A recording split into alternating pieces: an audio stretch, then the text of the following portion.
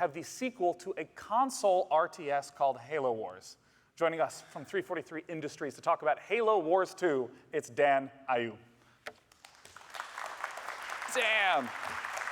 Hey. Hey. Welcome. How's Good it to going? see you. Good to see you. Come join me on this awesome, you. comfy chair. Now, you're making Halo Wars 2, and it's going to be on PC. Tell me about how that is just the awesomest decision you've ever made. That could very well be the best decision I've ever made. So obviously, first Halo Wars, it's been a while since that.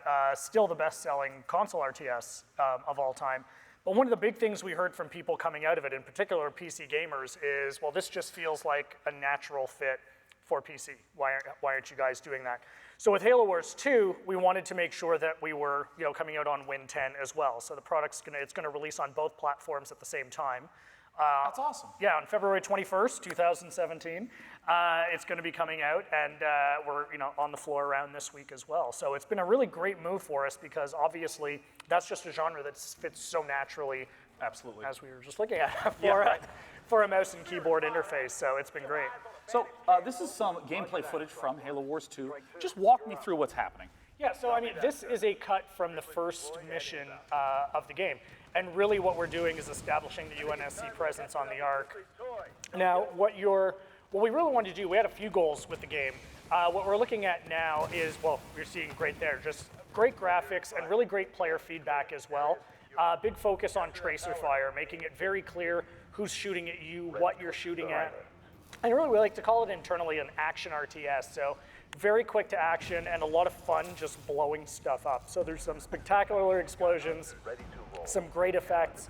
At this point, I think we're going to, there, some good boom there. We're gonna start to see some flame effects pretty quickly. We just wanted to put a lot of focus on just making the game look beautiful and a huge focus on control as well. And really, how do you make an RTS for everyone, right? RTS can be a bit of a... a very daunting genre. Absolutely, right? It can be really challenging. Always my favorite genre when I was growing up. I was a big PC RTS player.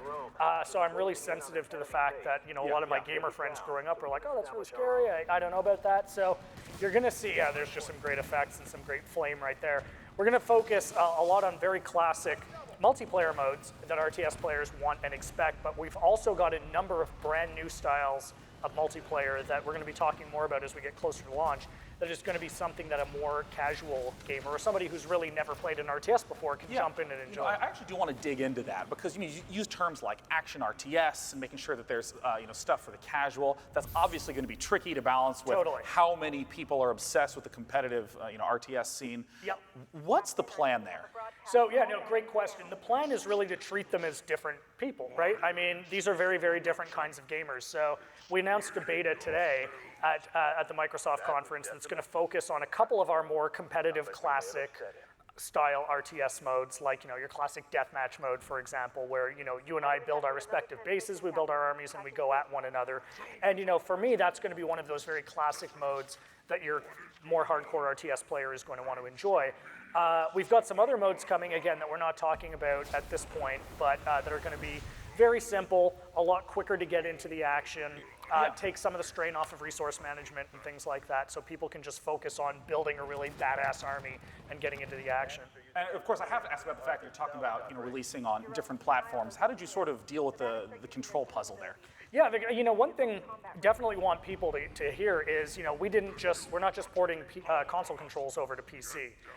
Mouse and keyboard is very, very different, and we wanted to be very, very true to that.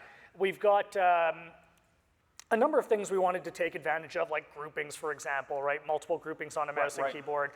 Just the quick nature of it, the ability to navigate the map really, really quickly, as well as a few other PC functions that, again, we're going to be talking a little more about. But yeah, so it's always for me, like, what's the best interface for the console or the PC that you're playing on, right? So we have a specific set of controls for that console controller, and we have a different set of controls for the mouse and keyboard player, so it feels a lot more, specialized. Well, Dan, I'm really excited you came out to share Halo Wars 2 with us. My pleasure. Dan Ayoub from 343 Industries. Thank you so much for coming out. Thank you.